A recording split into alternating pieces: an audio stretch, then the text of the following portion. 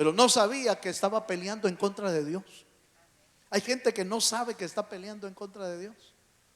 No sabe porque no se le han abierto, no se le ha abierto el entendimiento. No le han iluminado su mente y su corazón. Y lo único que mira es tinieblas. Por eso nuestra oración debe de ser siempre al Señor por aquellos hermanos que aunque tienen ojos no miran, tienen oídos pero no oyen la voz del Señor. ¿Para qué? Para que Dios haga un milagro con ellos como lo hizo con Saulo. Si lo hizo con Saulo, lo puede hacer con cualquier persona. Es si Dios quiere, por supuesto. Isaías capítulo 9, versículo 2. Aquí está el texto que les mencioné antes. Dice: el pueblo que andaba en tinieblas vio gran luz, y los que moraban en tierra de sombra de muerte, luz resplandeció sobre ellos.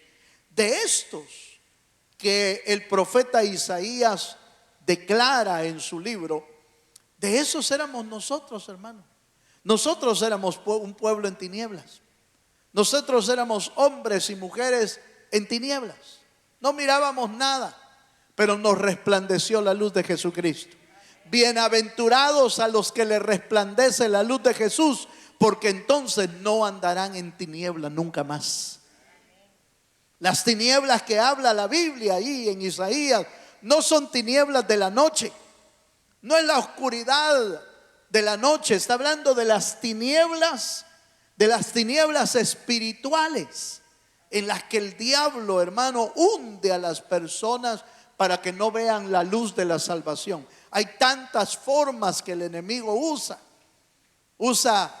el pecado, usa las mismas religiones, usa la mentira y el engaño, usa, hermano, a los seres humanos a veces para desviarlos, filosofías, pensamientos, tanta mentira que hay en el mundo, hermano, que hacen cada vez más difícil ver la luz de Dios.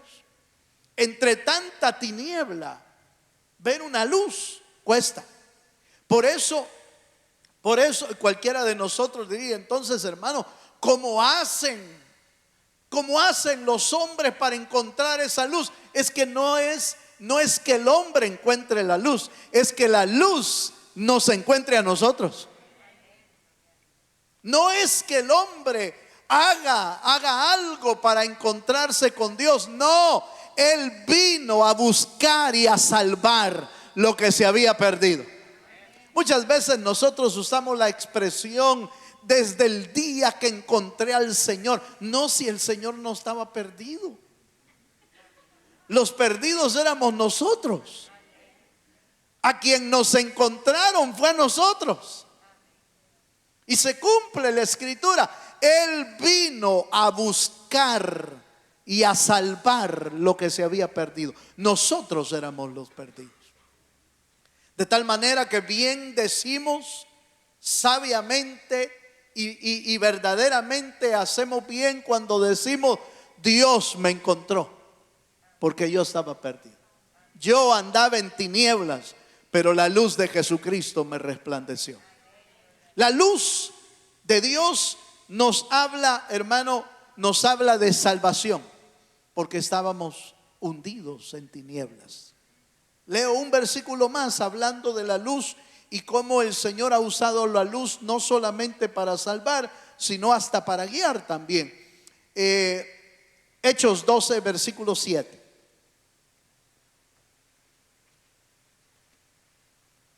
Hechos capítulo 12, versículo 7, dice así: y he aquí que se presentó un ángel del Señor, y una luz resplandeció en la cárcel, y tocando a Pedro en el costado le despertó diciendo: levántate pronto. Y las cadenas se le cayeron de las manos. Aquí no estamos hablando de una conversión, porque Pedro ya era apóstol, estaba encarcelado, pero estamos hablando de esa luz que trae salvación pero de esa luz que también ilumina o guía nuestro camino. Hermano, usted y yo necesitamos ser guiados por Dios. ¿Cuántos dicen amén? Y una de las maneras que Dios guía es con su santa presencia, con su Santo Espíritu. Ya vamos a ver un segundo punto. Y va a ver usted, hermano, cómo la presencia de Dios guió a Saulo, pero también le fue necesario oír la voz de Dios, que ese es el segundo punto de la conversión. En la conversión es importante encontrarse con la presencia de Dios. Y quizás voy a recalcar algo. No importa cuán duro hayamos sido, no importa cuán perdido hayamos estado, no importa cuánto odio haya habido en nuestro corazón, cuando Cristo viene a nuestra vida cambia. Y eso es importante entenderlo. Es importante entenderlo porque Saulo se encontró verdaderamente con Jesús. La conversión no viene, oiga esto, la conversión no viene por un acto voluntario nuestro. La conversión viene por un encuentro personal con Jesucristo. Esa es la razón por la que mucha gente en el camino del evangelio no cambia en su vida, porque lo que ha hecho es ser simpatizante del evangelio. Le gusta el evangelio, qué bonita la iglesia, qué bonito cómo cantan en la iglesia, qué bonito cómo me recibieron, y gloria a Dios por todo eso. Pero eso no cambia a nadie. Lo que cambia la vida del ser humano es un encuentro personal con la luz de Jesucristo. Un encuentro personal con Cristo es lo que transforma nuestra vida. ¿Cuántos me están entendiendo, hermano? Es importante entender que Dios no está buscando simpatizantes del evangelio. Dios está buscando gente convertida por su presencia, porque la gente convertida es transformada. La gente simpatizante no. Aleluya. Haga conmigo así. Cuidado. No crea que la simpatía con el evangelio lo va a hacer transformarse. No se puede. Necesita una conversión que viene por un encuentro personal con Jesucristo. Dele un aplauso al Señor si se anima.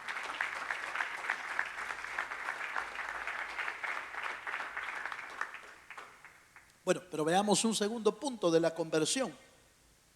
En Hechos capítulo 9, verso 4, además de la luz que resplandeció a Saulo, hubo otro elemento transformador, y es el elemento hermano, de la voz del Señor. Dice Hechos 9:4, y cayendo en tierra, oyó una voz que le decía: Saulo, Saulo, ¿por qué me persigues? ¿Cuántos dicen amén? Segundo elemento importante, su palabra, su voz es la que tiene que transformar nuestra vida. Esa voz no solamente transforma, sino que también esa misma voz fue la que le dijo a Saulo: levántate, ya va a ver usted, levántate y vete a Damasco, busca ahí la calle derecha. Le dio todas las instrucciones para llegar a la casa de Simón el curtidor, y que ahí esperara, ahí se quedara. Pero fue la voz del Señor. Y eso es como decir la palabra del Señor. La palabra tiene poder. ¿Cuántos dicen amén, hermano? Mire, hermano, qué poderosa es la palabra, que con la palabra de Dios fueron creadas todas las cosas. Con la palabra. Desde Génesis 1 vemos la palabra del Señor. Y dijo Dios, hágase tal cosa. Y dijo Dios, hágase esto. Y fue hecho todo con el poder de la palabra. ¿Cómo no va a poder, hermano, transformar y cambiar nuestra vida si tiene el poder creativo? Tiene el poder de crear de la nada. El ser humano siempre ha tratado de darse el taco de muchas de las cosas que ha logrado hacer con la ciencia, con la medicina, con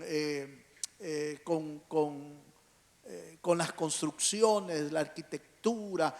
Siempre ha querido sobresalir de alguna manera. El hecho de que el hombre haya llegado a la luna hizo que el hombre de alguna manera se sintiera, hermano, como un ser poderoso y superior. Allá quieren llegar hasta Marte todavía. Ahí están tratando de llegar. Hasta lo anotan a uno si quiere ir a Marte, fíjese, hermano. No sé si usted ya se anotó. Pero han buscado candidatos y por supuesto tienen que llenar una gran serie de requisitos para mandarlo para allá. Solo es un proyecto, no lo están haciendo todavía. Pero están preparándose. El ser humano se está preparando para llegar a grandes distancias, hermano, del mundo y tener un elevado proyecto y grandes descubrimientos. Pero todo lo que el hombre lo hace de lo que ya existe creado. El único que crea de la nada es Dios. Por eso hay una pequeña anécdota de un hombre que le dijo a Dios, es una anécdota, no es algo real, pero le dijo a Dios, pero nosotros también podemos crear. Nosotros hacemos hombres también, hacemos seres humanos, hacemos esto, hacemos lo otro. Entonces, bueno, le dijo Dios, probemos. Dios le dijo al hombre, probemos a ver si es cierto que pueden hacer. ¿Cómo no? Le dijo. Y empezó a agarrar el ser humano. El ser humano empezó a agarrar cosas para prepararse, un poquito de tierra, un poquito de esto, un poquito de esto otro. Y le dijo, pero Dios lo paró y le dijo, un momento, eso es mío. Si vas a crear algo, crea lo que vas a hacer por completo. No uses lo mío. Aleluya. O no, hermano, ¿tiene derecho o no tiene derecho?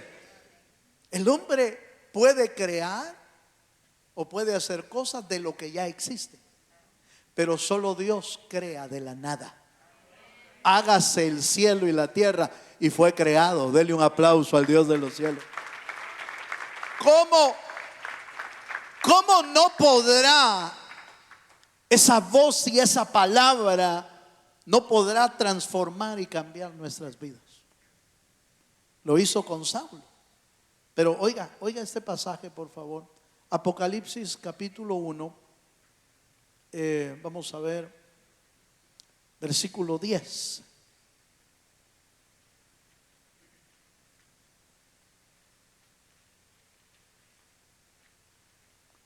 Apocalipsis 1:10 dice, yo estaba en el Espíritu en el día del Señor y oí detrás de mí una gran voz como de trompeta. Este es Juan, el apóstol, a quien el Señor, fíjese hermano, el Señor le dio todo el libro de Apocalipsis para que lo escribiera. Eso es tremendo, porque usted se va a encontrar con seres humanos tratando de rebatir de que las sagradas escrituras son escrituras de seres humanos y de hombres. Pero la Biblia dice con toda claridad que las sagradas escrituras fueron escritas por hombres inspirados por el Espíritu Santo. ¿Cuántos dicen amén? Entonces el Señor les reveló. El Señor los hizo escribir. Algunos lo escribió Dios. Por ejemplo, fíjese hermano, que es interesante cuando el Señor le dio las tablas de la ley a Moisés. Dice la Biblia que las escribió con su dedo, dice. El dedo de Dios las escribió y le dio las tablas a Moisés. Pero cuando Moisés bajó, usted recuerda que el pueblo de Israel estaba en una gran fiesta, en una fiesta de pecado, porque estaban idolatrando un gran becerro, un gran toro. Y entonces Moisés, dice la Biblia, que se enojó y quebró las tablas de la ley por el pecado que Israel había cometido. Y por supuesto tenía razón, hermano Moisés, es que daba cólera. Aleluya. Se enojaba uno. Y quebró las tablas de la ley. Y bueno, si usted ya leyó la historia, hubo mortandad y todo eso. Pero entonces subió de nuevo Moisés. Y el Señor le dijo que iba a hacer de nuevo las tablas, solo que ya no las escribió él, sino que le dijo a Moisés: escríbelas tú. Como diciendo: ahora te toca a ti, mano. Como que solo se las inspiró a Moisés, y Moisés empezó a escribirlas una por una. Las segundas tablas ya no era el dedo de Dios, era el dedo de Moisés, como figura de la inspiración que iba a ser en la ley del Nuevo Testamento. Por eso los hombres del Nuevo Testamento, y por supuesto todos los profetas, escribieron según inspiración y revelación del Señor. ¿Cuántos dicen amén? Ahora, por favor, ¿por qué estoy diciendo todo esto? ¿Será que usted y yo necesitamos oír la voz del Señor?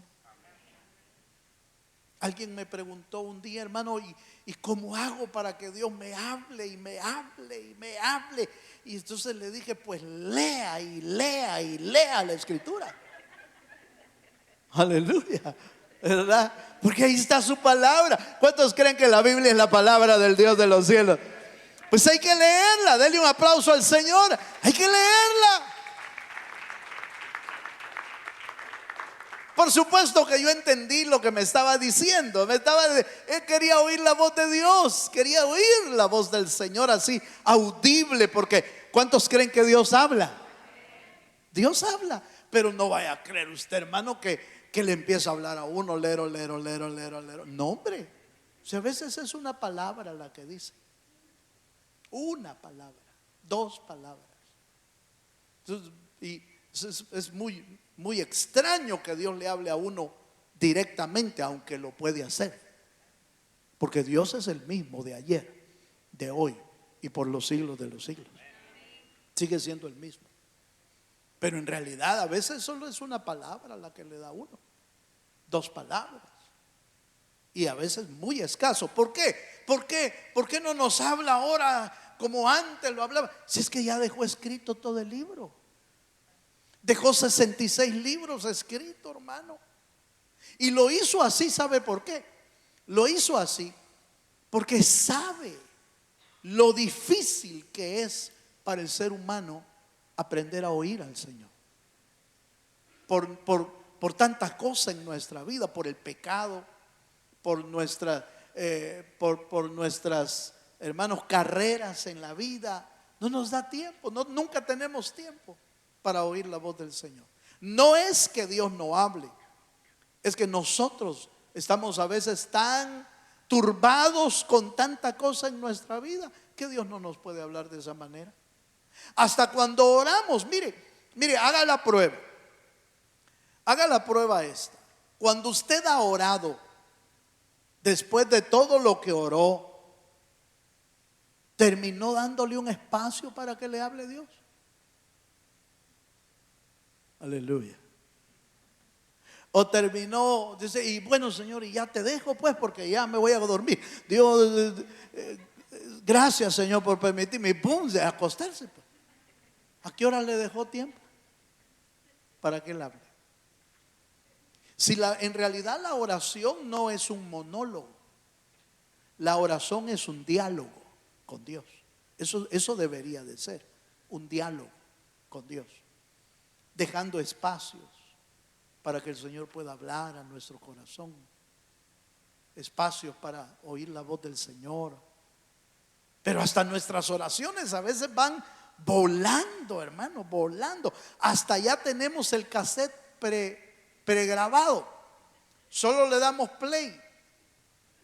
Señor, y te pido por esto, y por la casa, y por el carro, por el trabajo. Te pido por la abuelita, por el abuelito, y ahí va el cassette. Ya tenemos pregrabado. Es un diálogo. La oración es un diálogo. Hable con Dios. No solo hable, pero déjelo hablar a Él también. ¿Cuántos dicen amén, hermano? Vaya, sigamos un poquito más. Ezequiel capítulo 3, verso 12, voy avanzando. Estoy en la parte de la voz de Dios. La voz que oyó Saulo trajo grandes cambios en su vida. Esa misma voz es la que Dios puede usar para cambiar nuestra vida, para guiarnos día con día. Y mire lo que dice Ezequiel capítulo 3, verso 12. Y me levantó el espíritu y oí detrás de mí una voz de gran estruendo que decía: bendita sea la gloria de Jehová desde su lugar. Oí una voz por detrás. Por eso es que a veces los que a veces hemos logrado oír alguna palabra de Dios, como que la oímos por detrás. Oí la voz de Dios. ¿Y dónde estaba Dios el que te habló? Pues no sé dónde, pero como que oyó uno algo del Señor. Esa voz es la que transforma, esa voz es la que cambia, esa es la voz, es la que guía. Mire, hermano, Saulo no necesitó guianza solo en el inicio de su vida. Saulo, ya como Pablo, necesitó guianza de Dios todos los días de su vida. Eso quiere decir que una experiencia en nuestra vida no basta. Una experiencia con Dios en nuestra vida no es para toda la vida, solo fue para esa etapa de tu vida. ¿Cómo le digo esto? El pan que se ponía en el templo, en el tabernáculo, era cambiado. ¿Sí? Tenía que ser cambiado. Constantemente era cambiado el pan. ¿Por qué? Porque ese pan, aunque era dedicado a Dios, el pan de la proposición, dentro del tabernáculo, en el lugar santo, allí iba el pan de la proposición, era cambiado. Y los sacerdotes, fíjense bien, los sacerdotes se comían ese pan que había sido dedicado al Señor. Pero eso nos habla de algo importante. El pan que usted y yo debemos de comer, hay que cambiarlo todos los días. Tiene que comer uno pan fresco todos los días. Por eso la palabra de Dios es para todos los días, no solo para una vez al año. No es para una vez al mes, ni siquiera una vez a la semana, hermano. Con una vez a la semana, ¿usted vive con comida de una vez a la semana? Si se le nota. Se le nota que no. Se nos nota, pues, vaya. Se nos nota que no es solo son 3 veces, hermano, al día. Así es, ¿verdad, hermano? Y los hermanos mexicanos, que no me dejarán mentir, son 5. Sí, yo sé de los hermanos mexicanos. Son 5. Son 5 tiempos. Normalmente en Centroamérica es desayuno, almuerzo y cena. Pero en México son 5. ¿Cómo es la cosa? Ayúdenme, hermano. Desayuno, lunch, almuerzo, merienda y cena. Vaya. 5, gloria a Dios, están bien bendecidos los hermanos. ¿Pero qué quiere decir eso? Quiere decir que el alimento es necesario para nuestra vida todos los días. Cuanto más necesario no lo es la palabra de Dios para nuestra vida. Por eso el pan debe de comerse a diario. La palabra de Dios es a diario. Pablo no solo necesitó esa intervención del Espíritu y esa palabra de Dios, no, a partir de ahí, hermano, aprendió a oír la voz del Espíritu hasta que partió de la tierra. Usted y yo necesitamos la voz de Dios, necesitamos la palabra de Dios todos los días de nuestra vida hasta que salgamos de aquí, de la tierra. Dele un aplauso al Señor si se anima. Vaya. Hechos capítulo 9 versículo 6.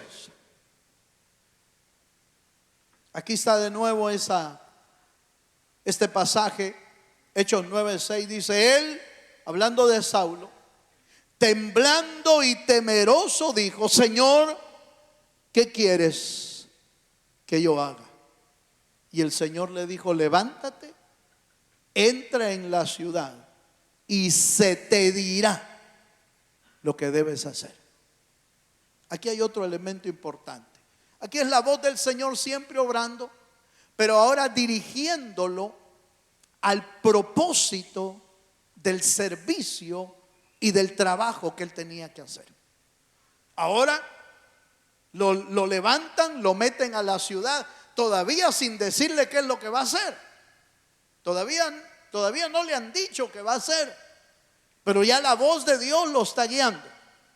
Llega a Damasco, se ubica ahí, y después Dios envía a un hombre. ¿Se recuerda, hermano? Envía a Ananías, al cual Dios tuvo que hablarle a Ananías, porque Ananías no estaba muy, hermano, no estaba muy convencido de ir a hablar con Saulo. Si ese me va a matar. Si yo vi cuando apedrearon, eso no lo dice la Biblia, lo estoy diciendo yo, pero ha de haber dicho Ananías: yo vi cuando mataron a Esteban y lo apedrearon, y ahí estaba Saulo. Si yo voy ahí me mata. Si, hermano, si Ananías no hubiera sido un hombre obediente, no hubiera ido. Pero como era obediente a Dios, ¿cuántos dicen amén?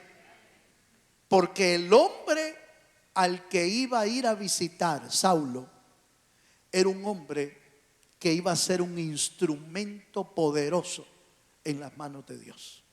La conversión no solo trata con tener un encuentro personal con Dios, tener un encuentro personal con la palabra, para que la palabra te guíe, sino que además la conversión tiene que ver con que encuentres tu propósito en el servicio al Señor. Eso es importante, hermano. Es que no te convirtieron por gusto, te convirtieron porque Dios tiene un plan. Te convirtieron porque hay un propósito dentro de ti. Ya hay un propósito sembrado por Dios. ¿Cuál es ese propósito? Pues tiene que ver con el servicio a Dios. ¿Por qué? Porque somos miembros del cuerpo de Cristo, y todos los miembros del cuerpo tienen una función. Todos. Se da cuenta que todo nuestro cuerpo, los miembros de nuestros cuerpos, los dedos, todo tiene una función dentro del cuerpo. Entonces, si a usted lo convirtió el Espíritu, Dios lo convirtió, y le dio palabra para dirigirlo y transformarlo, le tiene que dar también el propósito por el cual usted está aquí en la tierra. Porque usted no está por gusto aquí. Hermano, aquí voy pasándola. ¿Cómo que pasándola? Si esto no es de pasarla, esto es de cumplir el propósito de Dios. Esto es de meterse en el carril, en la línea que Dios te trazó. Porque siempre me han dicho: hermano, pero en mi propósito, el propósito de Dios para mi vida era salvarme. Pero ¿y por qué estás aquí todavía entonces? Porque si solo era salvarte, te hubieran llevado en el momento. ¿No le parece? Si el plan de Dios era solo salvarte, entonces te salva y te lleva. Ya cumplió el propósito. Pero te dejaron aquí. ¿Para qué te dejaron aquí? ¿O para qué me dejaron a mí aquí?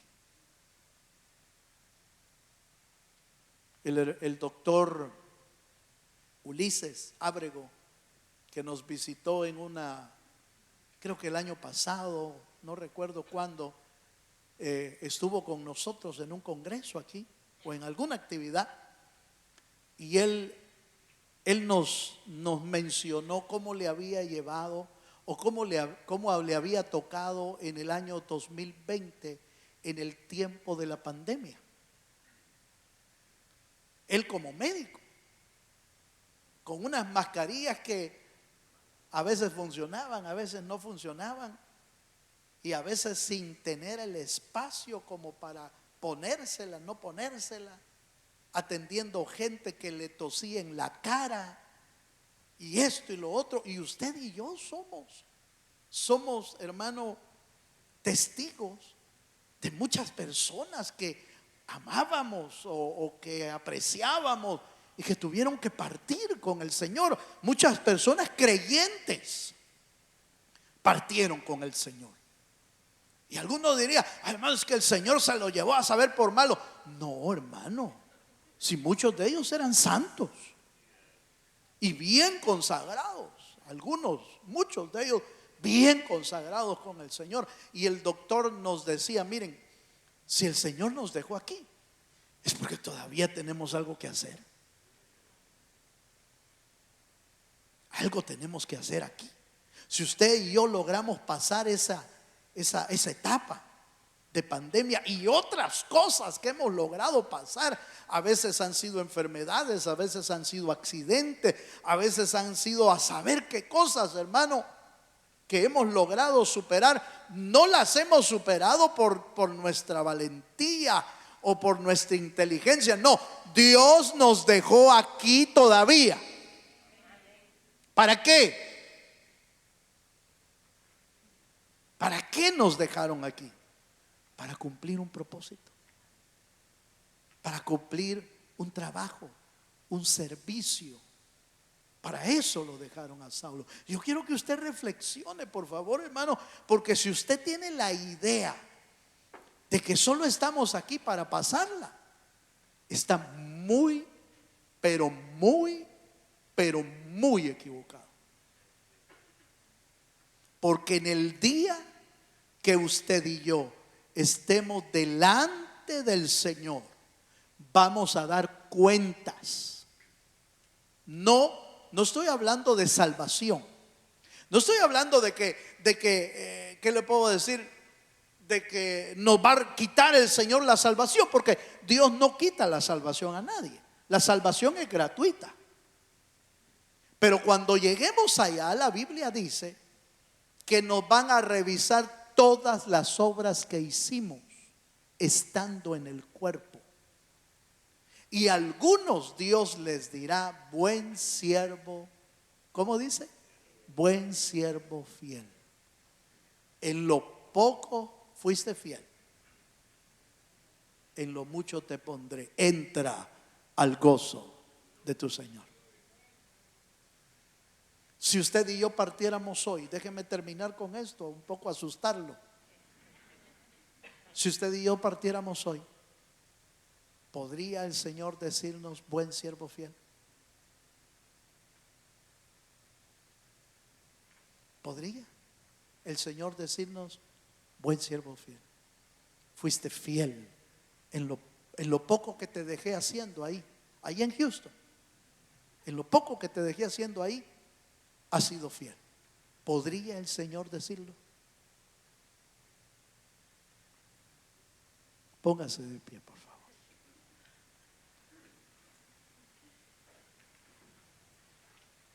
Es una buena noche para poder meditar. Saulo fue convertido, el hombre más duro de ese tiempo. Iba respirando amenazas y muerte, pero el Señor lo alcanzó. No hay duro al cual Dios no pueda convertir. No hay. Su presencia, su palabra y su propósito son los tres elementos que deben de manifestarse en una conversión genuina. Una conversión genuina lleva salvación, lleva restauración y lleva meta en su propósito. Esas tres cosas se deben de manifestar en nuestra vida como parte de una genuina conversión en nuestra vida. Cierre sus ojos, por favor. Cierre sus ojos. Y así, con sus ojos cerrados, yo voy a invitar a aquellos que le quieran decir al Señor: Señor, Señor, yo quiero encontrar cuál es el propósito de mi vida. O si tú ya lo encontraste, ven a decirle: Señor, ayúdame a cumplir el propósito para mi vida. Venga hacia adelante. No sé cuál sea la pregunta que usted tenga que decirle a Dios. Si la pregunta es: Señor, enséñame cuál es mi propósito, venga a hacérsela. Venga a hacérsela a usted. Si la pregunta que usted quiere hacerle al Señor es: Señor, por favor, ayúdame a cumplir mi propósito, véngase adelante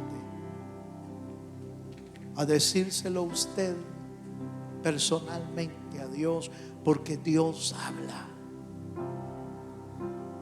Dios habla a través de su palabra, de su presencia, de su espíritu.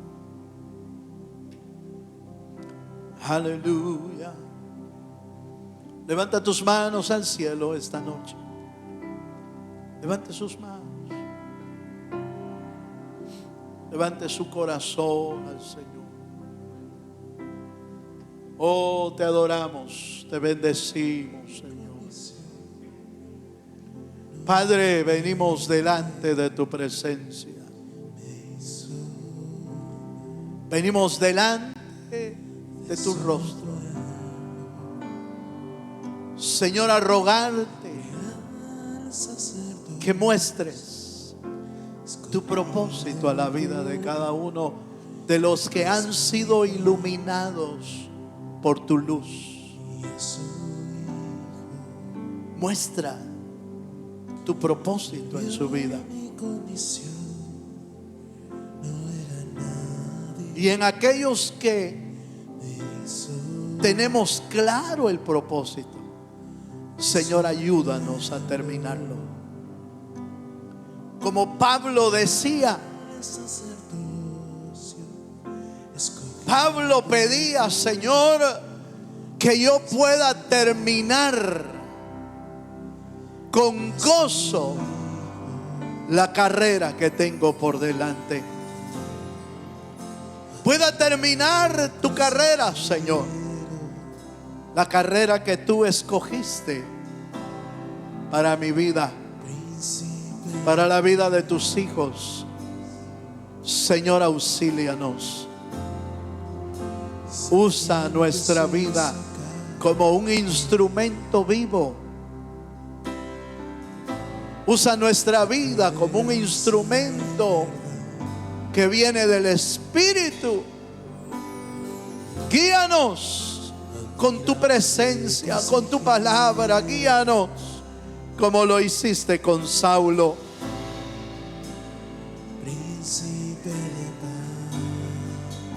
Guíanos, Señor. Aleluya.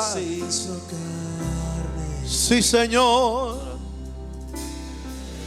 Guíanos. Guíanos, Espíritu Santo. Habla con Dios, hermano, esta noche. Habla con el Señor.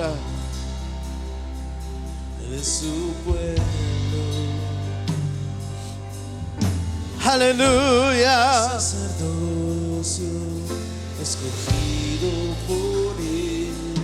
Dios es bueno y su misericordia es para siempre.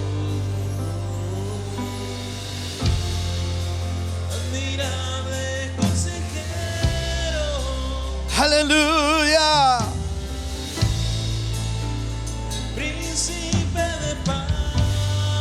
Te bendecimos, Señor. Es aquel que se hizo carne. Oh, lleno de gracia. Lleno de gracia y verdad. Oh, dile: Espíritu Santo, ven. Admirable. Acércate a su presencia. Acércate a su presencia esta noche. Aleluya. Es aquel que se hizo carne, Oh, sí, Señor. lleno de gracia y verdad. Padre, haz tu obra. Haz tu obra, Señor. Si la luz de Cristo ya te iluminó, deja que Dios te hable. Deja que Dios te guíe. Y deja que Dios te muestre su propósito. Dile, Espíritu Santo, vuélvete sencillo, hermano. Sencillo para oír su voz. Sencillo para ser guiado. Sencillo para ser guiado por su Espíritu. Oh, te bendecimos, Señor. Oh, Santo, Santo Espíritu de Dios. Aleluya. Príncipe de paz. Oh, sí, Señor. Eso es. El que se hizo carne. Deja que Dios te use. Mientras estamos aquí en la tierra, deja que Dios te use. Cumple tu servicio. Cumple tu ministerio. Cumple con el don que te ha sido dado. Cumple con el talento que te ha sido otorgado. Aleluya. Lleno de gracia y verdad. Oh, te bendecimos, Señor. Admirable consejero. Así es. Príncipe de paz. Aleluya. Es aquel que se hizo carne. Oh, gracias, Padre, por tu amor. Lleno de gracia. Gracias por tu palabra.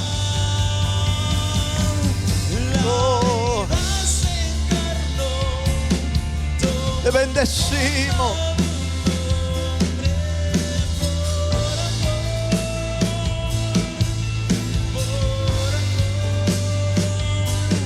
Aleluya.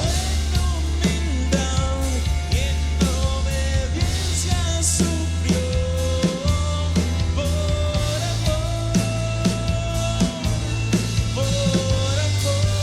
Así es, Señor. Se encarnó, tomó forma de un hombre por amor. Te bendecimos, Señor. Te bendecimos. Humildad y en obediencia sufrió. Dile esta noche al Señor, ¿qué quieres que yo haga, Señor? ¿Qué quieres que haga? Como le dijo Saulo, Señor, ¿qué quieres que haga? ¿Qué quieres que haga, Señor? Oh, te bendecimos. Bendecimos, Señora. Aleluya.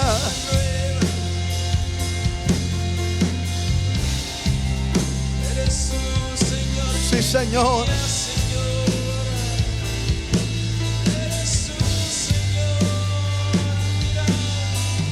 Oh, Padre, gracias. Señor, gracias por tu presencia. Señor, yo te ruego esta noche que bendigas la vida de cada uno de tus hijos. Que la luz que les resplandeció para salvación,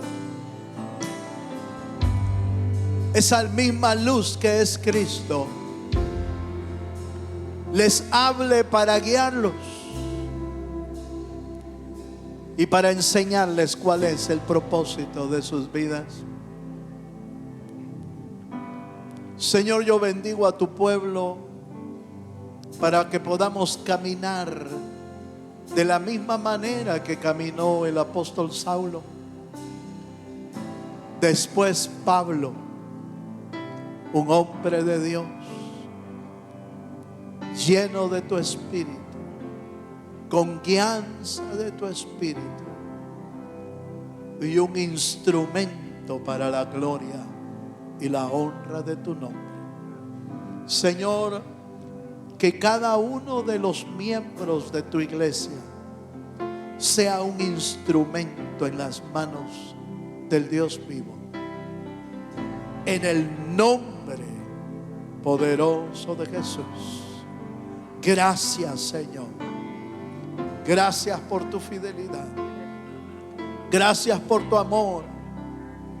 Gracias, Señor, por tu palabra y tu presencia. En el nombre de Jesucristo, a ti damos la gloria y la honra por los siglos de los siglos. Amén, Señor, y amén.